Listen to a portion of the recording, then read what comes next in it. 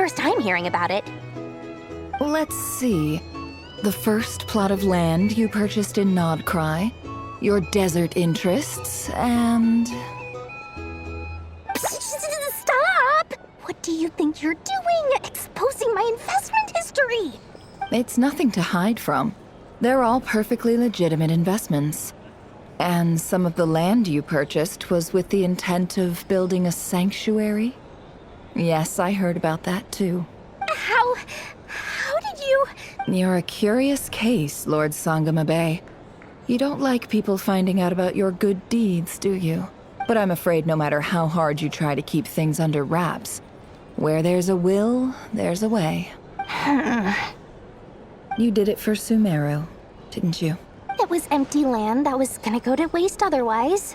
I figured if I built something there, it might at least get some use in an emergency. Disasters are capricious things. They strike without any warning. I've lost family to a disaster before, and I don't want to lose any friends or business partners if I can help it. My elder sister used to dream of finding a sanctuary. Somewhere with plenty of food, water, and medicine. Where everyone could live happy lives. It was something I looked into, but after discussing things with the Dendro Archon, I decided on a more effective strategy. The tech people handled the tech, and Moneybags provided the Mora. It just made the most sense. It's a pity that so few people know the truth about you. Everyone says that you view everything in terms of Mora, and all you care about is growing your own wealth. So, what's the problem with that? Everyone wants to be rich. It's human nature. So yes, I love Mora, and it's nothing to be ashamed of. But surely you have dreams of your own beyond just making Mora. You don't get it, do you? My dream is to invest in other people's dreams. And, you know, make a nice little slice for myself along the way. Just thinking about it makes me happy. That sweet, sweet sound of Mora. Thank you. For the device? And the pendant. Oh, that. I was just returning a favor. Don't worry about it. Seems like we've both been away from home for a very long time. Yeah. So long that I barely remember what my family even looked like. That would be your mother, father, and sister? Yeah, though it's been years since my sister passed away. It's not like I want to forget them, obviously, but memory can be even more ruthless than the most calculating business person. Beyond a certain point, if something isn't helping you, it just gets rid of it. My sister can't help me now. Slowly but surely, her face is fading from my mind's eye. It's become a vague impression. Not everything will fade. When loved ones pass away, the beautiful memories are the ones that last the longest. Yeah, that's true. If you ask me, that's the one silver lining in all of it. Well, that, plus, I'm sure that life is much better now than it was back then. Oh, absolutely. I have tons of Mora, a big beautiful house, business is booming, and I'm as happy as can be. You've got a lot going for you too. Boss of the Curatorium of Secrets? I'm sure there's plenty of Mora to be made in that line of work. I appreciate the vote of confidence.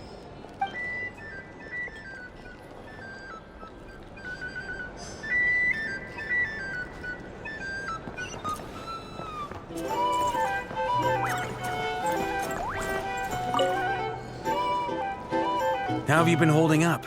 Any adverse reactions? If you start to take a turn for the worse, make sure you tell me right away. You don't need to worry about me, Grandmaster. I'm fine. I mean, I barely did anything, so... What? You're too humble, young man. You played an indispensable role in the battle for Nodcry. We can't thank you enough for your support. Sometimes, when people praise you, it's because you deserve it. The best thing is to accept it calmly and with grace. It's important to learn how to respond to words of admiration. Let's do a quick demonstration. Albedo, that was an incredible feat of alchemy. The pressure was on, but you worked flawlessly at lightning speed to get the job done. Thank you. I can't take all the credit, though. Durin played a big part in forming the alchemical array.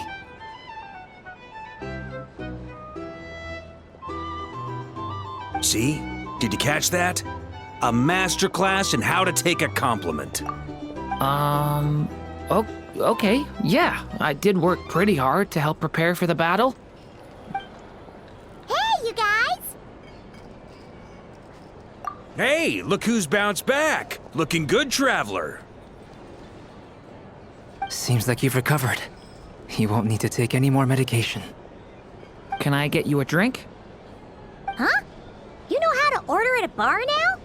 You've sure learned a lot recently. Handling a drinks order is ridiculously simple compared to alchemy. Don't worry, I'll blend into society yet. Paimon believes it. You're clearly a fast learner, just like your brother. To be totally honest, though, Paimon didn't quite follow all the details when you first explained the plan to us. Don't worry, that's completely understandable. Unless you're a student of alchemy, it's hard to grasp the principle and how the process works. To put it in the simplest terms, we saw how our enemy stole the power of Kuvaki. And that gave us the idea of stealing his power to turn it against him. When facing an enemy you have no hope of defeating, it's best not to engage them in battle. So, instead of looking for a way to overpower him, we decided to help Columbina get strong enough to at least stand up to him in a fight. For this to work, we had to analyze his modes of attack, confirm who his main target was, and make sure that he wouldn't go beyond the range of the alchemical array. For added security, we prepared a total of 4 arrays. But to mitigate the impact of the battle, we identified one location in particular as the ideal spot, which is where the confrontation took place. The alchemical array absorbed his abyssal power. Then Durin processed it to render it usable by Columbina. That power enabled her to do what would otherwise have been nigh on impossible. What surprised me was that Dainsleif actually agreed to join us. Given his history with Rerir, he had every right to sit this one out. But we're extremely grateful for the decision he made. It must have been a painful choice to make. But I'm sure that making a decision was far better for him than staying in limbo. Absolutely. He was torn between 2 paths, but in the end, he made his choice and stuck to it resolutely. He doesn't strike me as the sort of person who'd stay trapped in limbo for long. Anyway, however you cut it, everyone gave a stellar performance. And now, it's time to kick back and celebrate.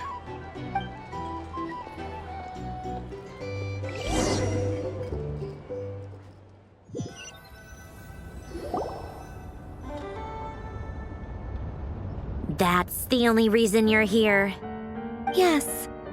I've thought a lot about it. And I've realized that you, me, and Arlecchino should be friends.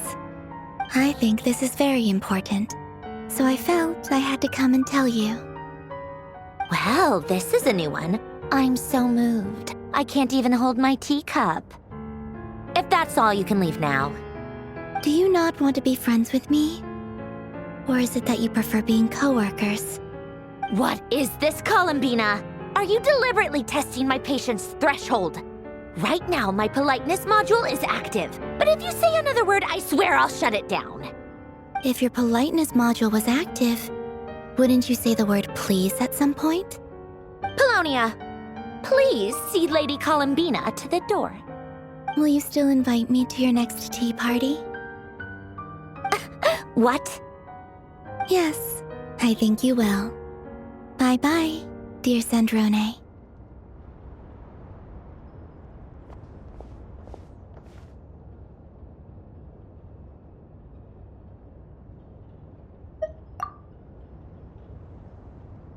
Last time, the Wild Hunt escorted you out. Would you rather I handled it myself this time? We just wanted to, see how you were doing now that it's all over. Why? Out of concern for my safety? I hope you didn't seriously think that the Rayhir of Silnari would be able to lay so much as a finger upon me, given how prepared I was. Mostly because You kinda helped us out, so we just wanted to check you were okay. Looks like all your robots are fixed, huh? Oh, don't you worry about that. Tea time is already a write-off.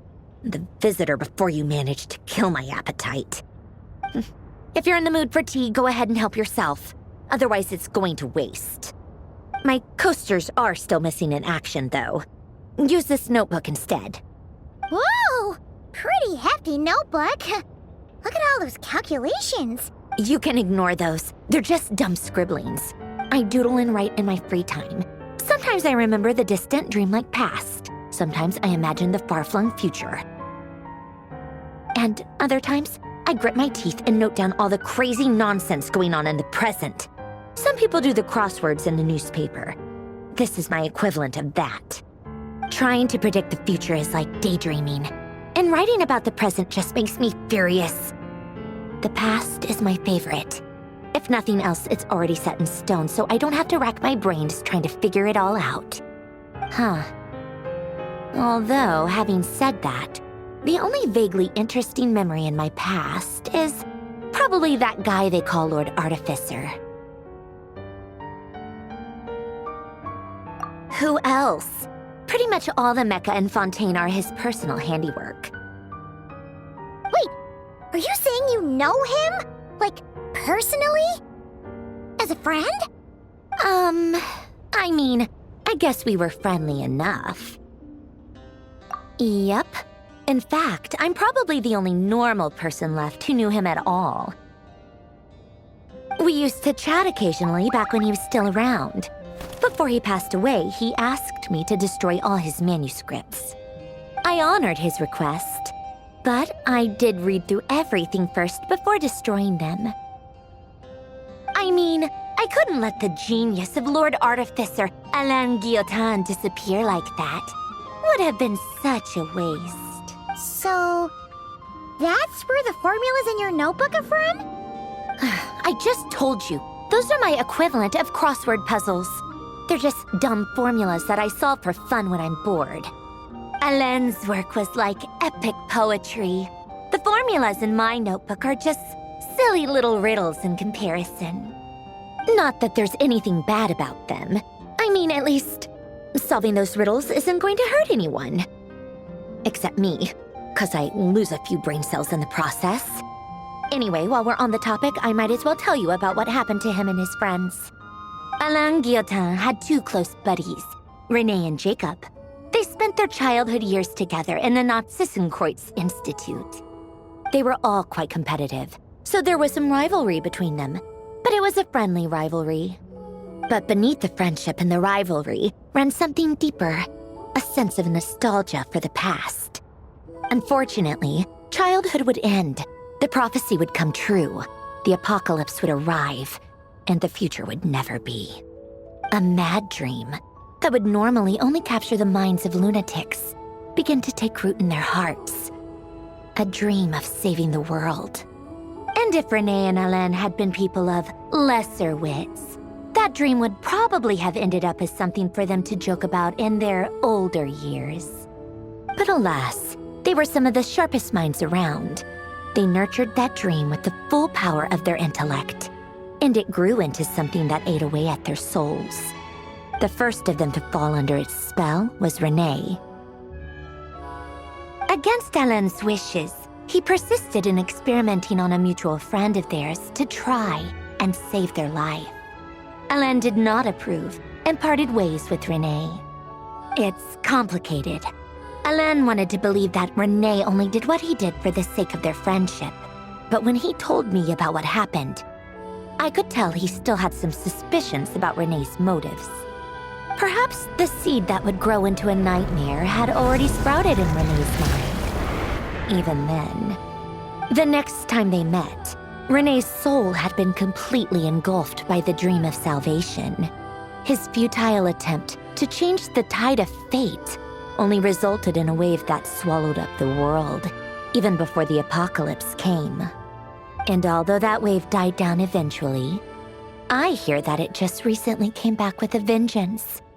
As I understand, René wanted to live out his dream of salvation once more. But I I'm told that the attempted resurgence finally died out for good. At long last, Renee awoke from his deluded dream. Though of course by then it was far too late. What do you think of Renee? Do you admire his transcendent genius? His view that any price was worth paying to achieve the lofty goal of saving the world? Or do you despise him? Dismiss him as an evil madman who wrought havoc on the lives of everyone around him as he pursued his delusional dream? Same difference, really. Just a matter of perspective. What a cop-out. But I suspect you'd have a more incisive and insightful answer if we dug into it further. I don't like fanatics who give up their whole lives for their ideology. Nor do I like fools who let their delusions take control. Maybe I could understand if Renee had just been an ordinary person. But he had a sage-like intellect. And still managed to get himself lost in the labyrinth of his own desires. Anyway, that's enough about Renee. Now, moving on to Alain Guillotin, the Lord Artificer. He managed to put a stop to the first storm whipped up by Renee. But to his credit, I suppose, the loss of his family and friends was purely a tragic accident. It's not like Alain sacrificed them for his cause or anything. After that, the only thing supporting his work was the same dream that had dragged his closest friend down to the abyss. But although the desire to save Fontaine drove him to found the Fontaine Research Institute, Alain continued to reject any form of transcendental knowledge or power. He was suspicious and fearful of it, having seen the way it had affected his closest friend. I think that formulas and machines derived solely from human intellect were the only thing that gave him a sense of spiritual comfort. Yet Alain's intellect was simply too great. It barely left him space to breathe in his lifetime. Once he realized that the end of his life was approaching, he finally accepted the truth. The Narzissenkreuz Institute needed someone, and a human being, to see its story through to the end. He quit working on his formulas, trading them in for the fairy tales that had played such a formative role in his childhood, but which he barely touched in his adult life. He told me that the director of the Narzissenkreuz Institute used to read those fairy tales to the children as bedtime stories. Apparently, they worked wonders at sending kids off to sleep. I think that all he wanted at that time in his life was to be able to sleep deeply without being plagued by depression. By that point, nothing else really mattered. At the very end, he laid down to rest in the ruins of the former Narzissenkreuz Institute orphanage, while the Fontaine Research Institute he had founded continued tirelessly with its work. Many years after that, tensions over competing dreams would once again cause a rift, this time between members of the Fontaine Research Institute. But the actions of those fools had nothing at all to do with Alain. And that is the story of two people from the Narzissenkreuz Institute who both wanted to save the world. One went all in on his fantasy of salvation without ever looking back, and ended up calmly sinking to the bottom of the deepest sea. The other sought desperately to burn bright in his life, even though he wasn't sure where he was going. I do sometimes wonder, why is it that people like them have such grand hopes of saving the world? Even the grandest tree starts as a tiny seed. So perhaps, for each of them, their mission to save the world began with a very simple desire: to save themselves. They were young children with friends and family who mattered to them, desires to explore the meaning of life, ambitions to have a successful career. They didn't want to see all of that taken away in one fell swoop. Or maybe they just wanted to find something to anchor themselves within the chaos, to stop them getting quietly swept away by the storms of life. But instead, the search for their own salvation took them down the rocky road laid out by fate. Do you think the desire to save oneself is enough of a justification to try and save the world.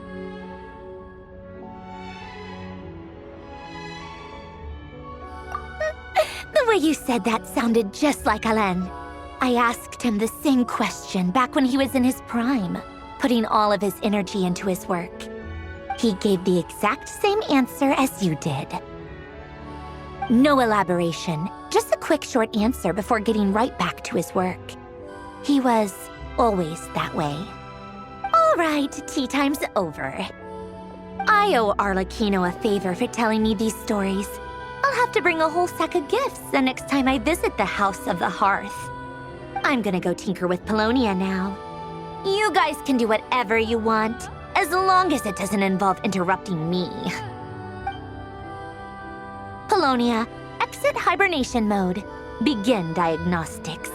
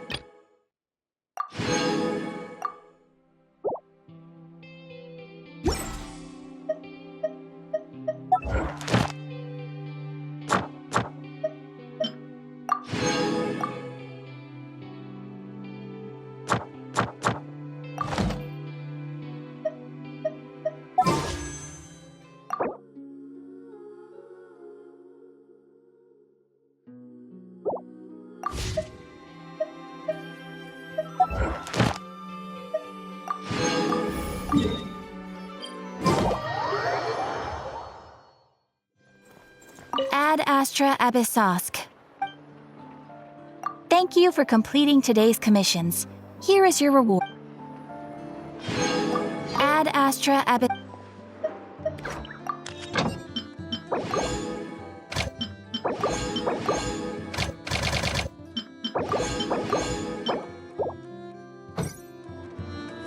Ad Astra.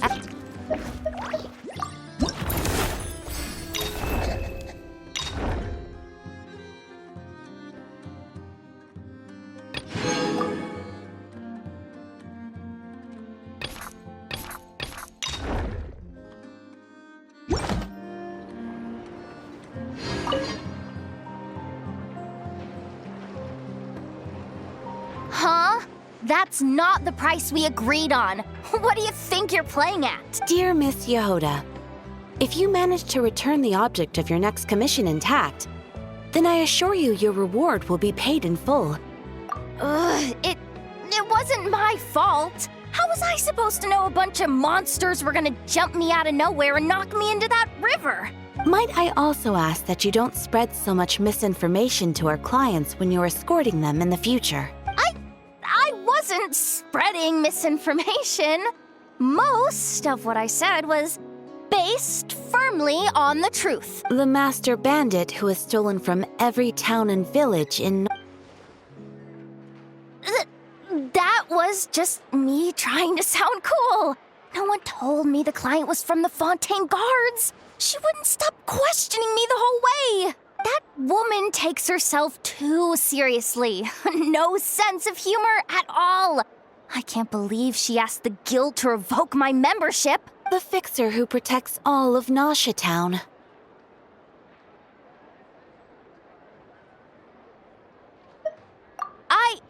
I was talking about Boss Neff. I was telling the client... Regardless, Miss Yehoda, if you wish to take on any more commissions in the future, it would be best. I know. Be careful what you do and say. Boss Neff's always yammering on at me. But my mouth gets all itchy when I don't use it too long. Perhaps you could take a few pointers from our experienced adventurer here. The Traveler? I guess he's not the worst person to learn from. But you're gonna need to wait for me to take this reward back to Boss Neff first. She ain't gonna be happy that it's not the full amount.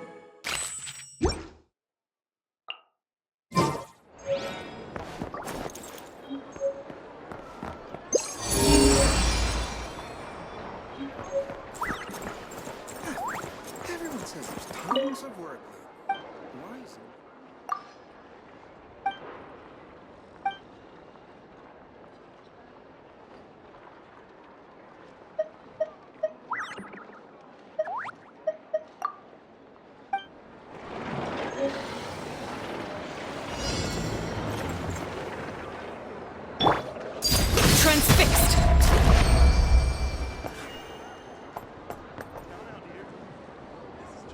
This research looks promising.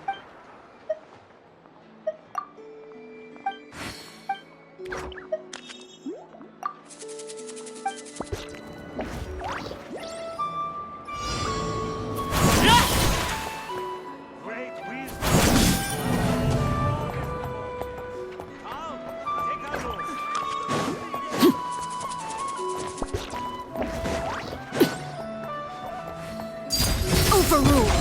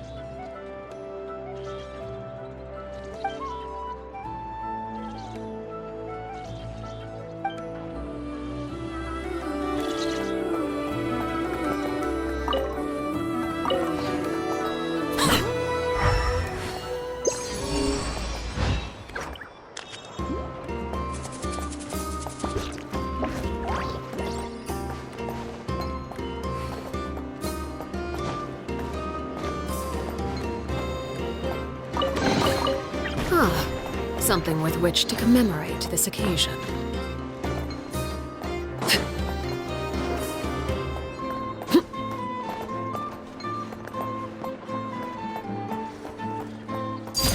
Transfixed!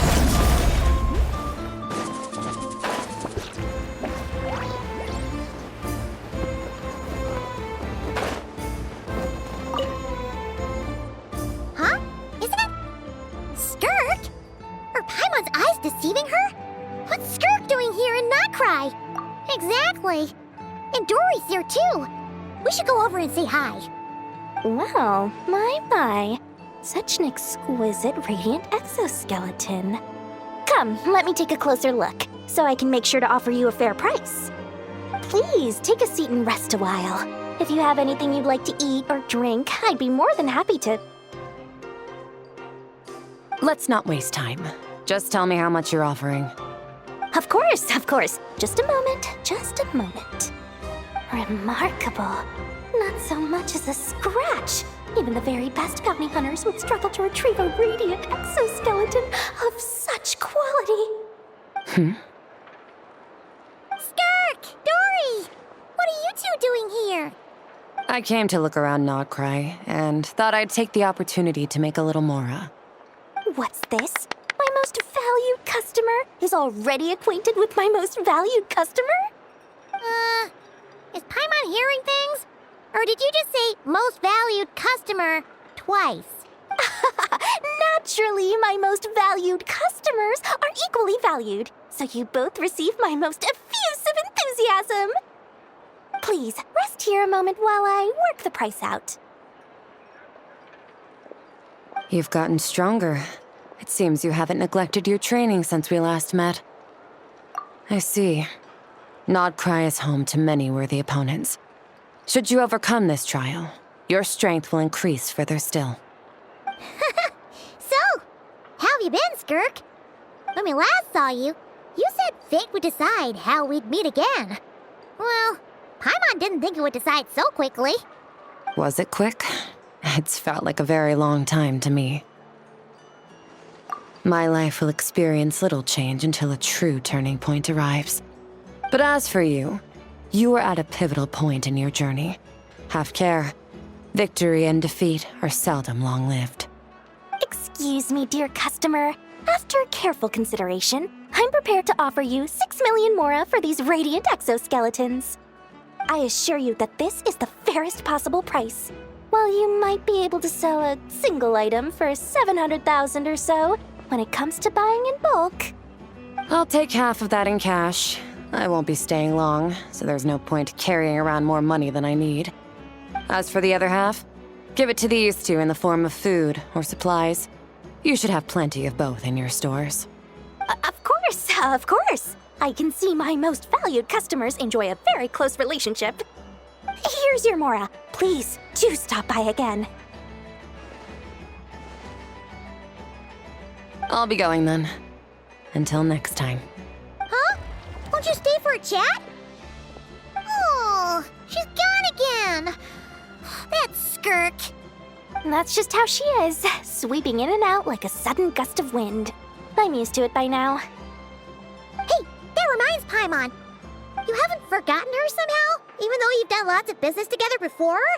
What's the Huh? What do you mean? The all-knowing Lord Sangama Bay keeps every customer near and dear to her heart.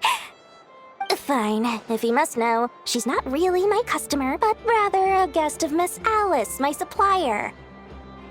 Miss Alice introduced her to me, and now she drops by from time to time to do business. She's the perfect customer. She always brings quality goods and doesn't care too much about the price. Whoa! That's one suspicious-looking grin. You're not ripping her off, are you? Ridiculous! A strong, mysterious customer like that who brings me valuable items? I practically worship the ground she walks on. Dory's Divine Bazaar is a fair and reputable business. Now, I promised I'd supply you with food, so it's about time I start hunting for ingredients. 3 million Mora. What can I find that's worth 3 million Mora? It looks like I'm going to have to dig out something very special indeed.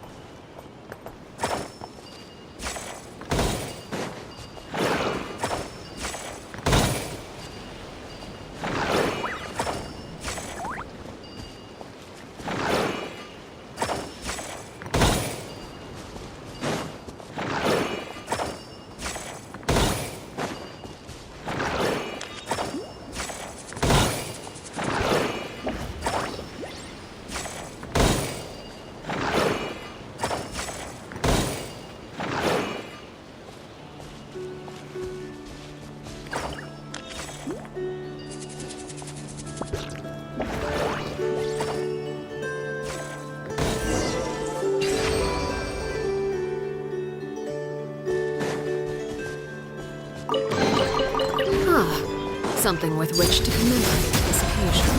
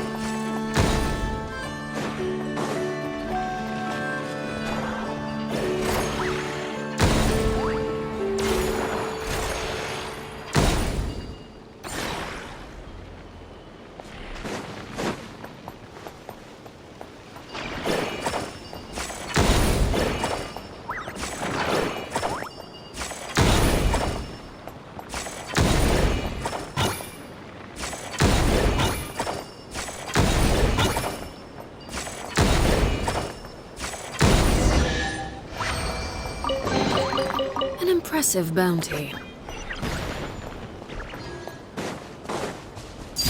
Overruled.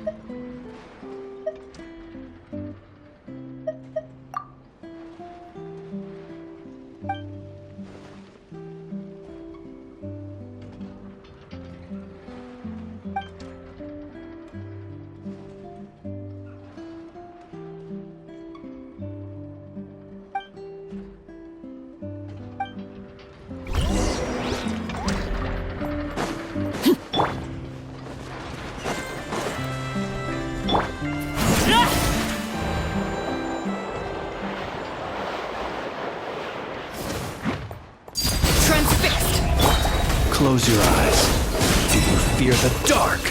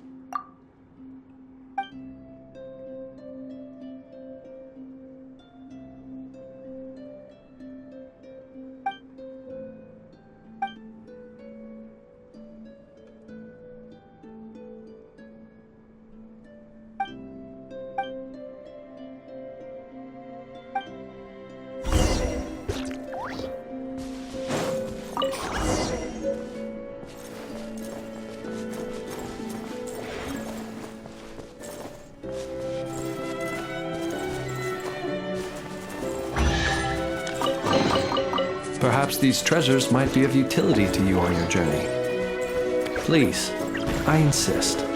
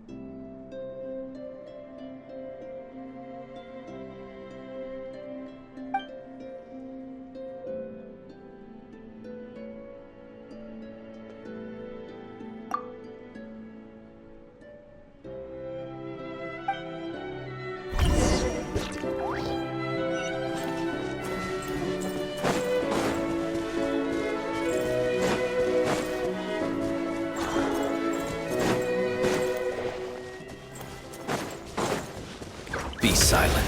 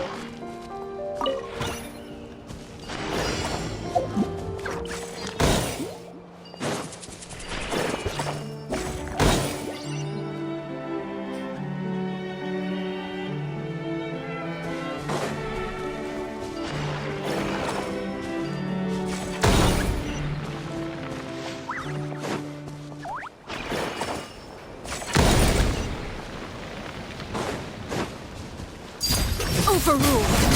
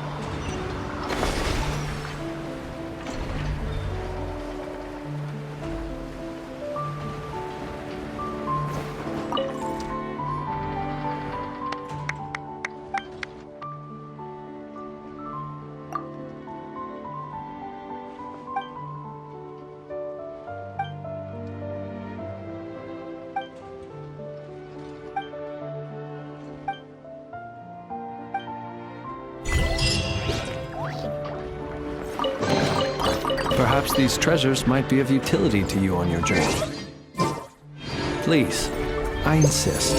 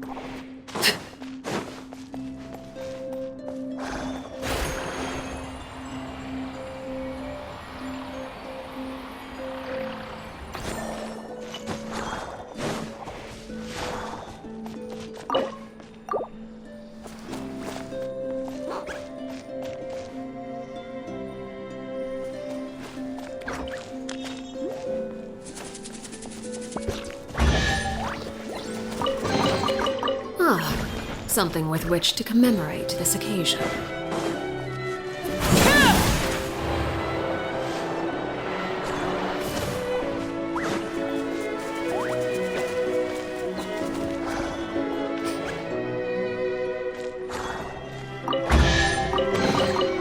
An impressive bounty.